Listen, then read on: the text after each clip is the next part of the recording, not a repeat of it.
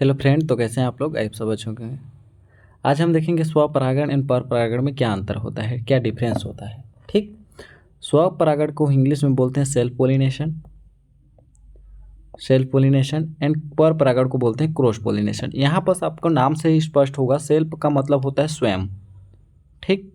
Self का मतलब होता है आपका स्वयं, क्रॉस का मतलब होता है क्रॉस ऐसे, मतलब एक पौधा यहाँ होना चाहिए, एक पौधा यहाँ, एक पौधा यहाँ, एक पौधा यहाँ, तभी क्रॉस बन पाएगा। ठीक ठीक।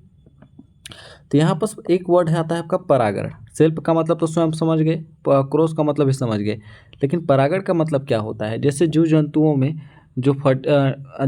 में नर तथा मादा के मिलने को निषेचन बोलते हैं। ठीक। या उनके बीच में जो संबंध होता है उसको निषेचन, फर्टिलाइजेशन बोला जाता है।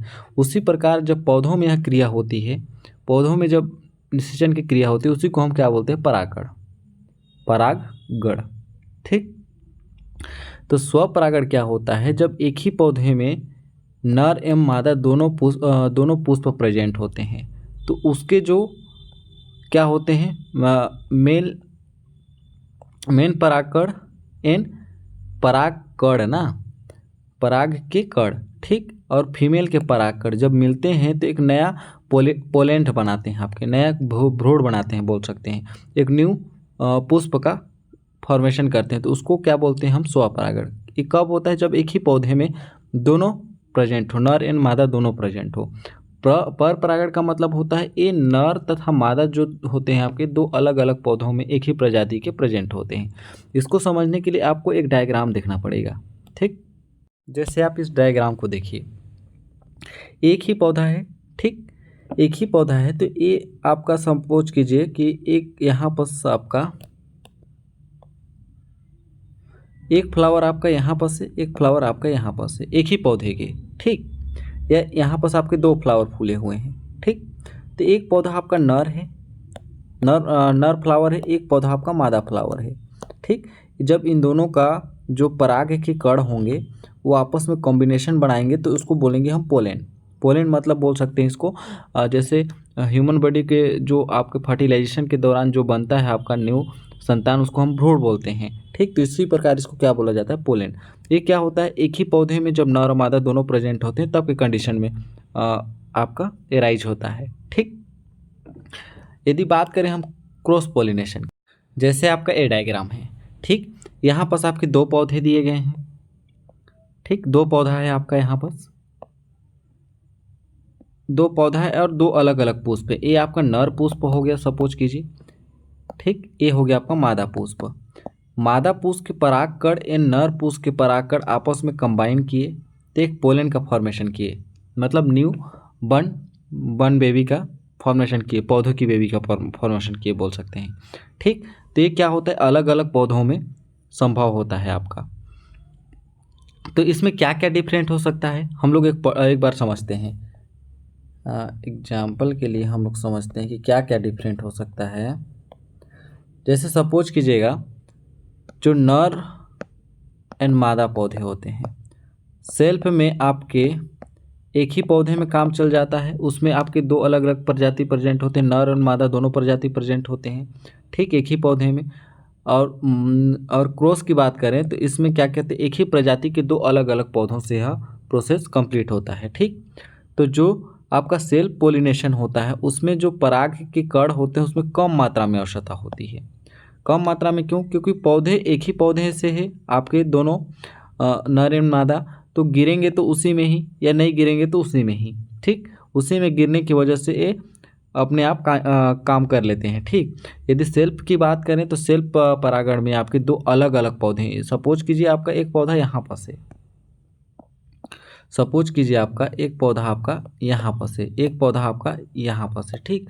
तो यदि एक पराग के कण इसके पास जाते जाते हवा में उड़ गए या मिट्टी में गिर गए तो ये आपके पराग कण नुकसान हुए कि नहीं हुए ना? तो इसी वजह से इसके लिए अधिक मात्रा में आवश्यकता होती है। ठीक। इसके बाद यहाँ पर इसके जो आपके क्या बोलते हैं, इस पौधे से जो बने हुए भ्रूण होते हैं उसकी जो क्षमता होती है, मतलब क्या बोल सकते हैं, कम उत्पादक वाले बनते हैं, इसमें अधिक। आप ये डिफरेंट देखेंगे तो समझ में आएगा। तो चलिए डिफरेंट ही एक बार देख लेते हैं। आपका डिफरेंट यहाँ पर से, तो यहाँ पर इसको आप अच्छे से याद कर लीजिएगा, एग्जाम में हमेशा पूछे ही जाते हैं।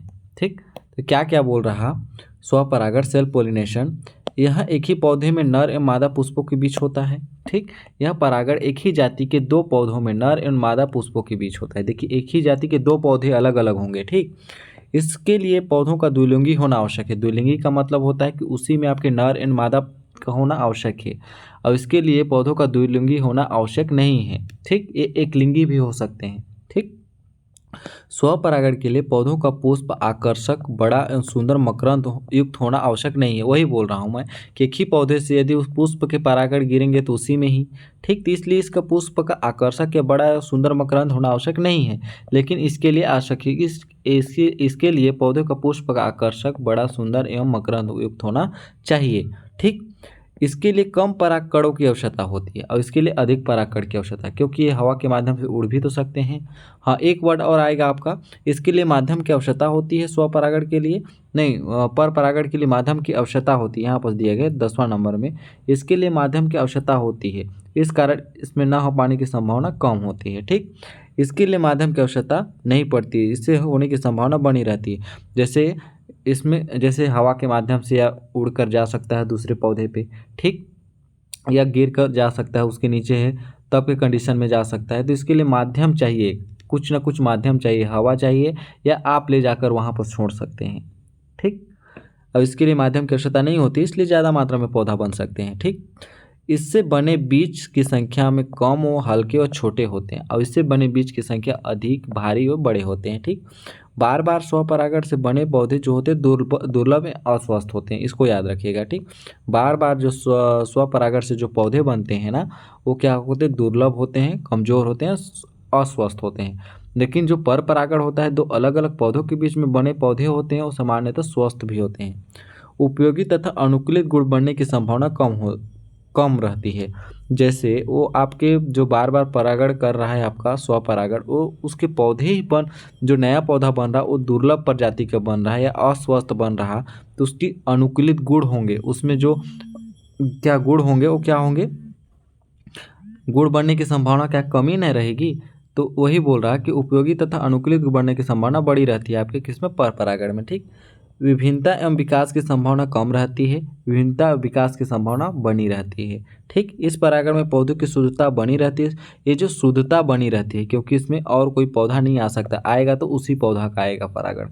इस परागण से पौधों के गुणों की शुद्धता पूर्णतः समाप्त हो जाती है। ठीक, इसके लिए माध्यम की आवश्यकता नहीं पड़ती, इसके लिए माध्यम की आवश्यकता पड़ती है। तो दोस्तों, ये रहा आपका स्वपरागण, सेल्फ पोलिनेशन एवं क्रॉस पोलिनेशन में डिफरेंट। आई होप आपको अच्छे से क्लियर आया होगा। मिलते हैं अगले नेक्स्ट वीडियो में, तब तक के लिए बहुत बहुत धन्यवाद।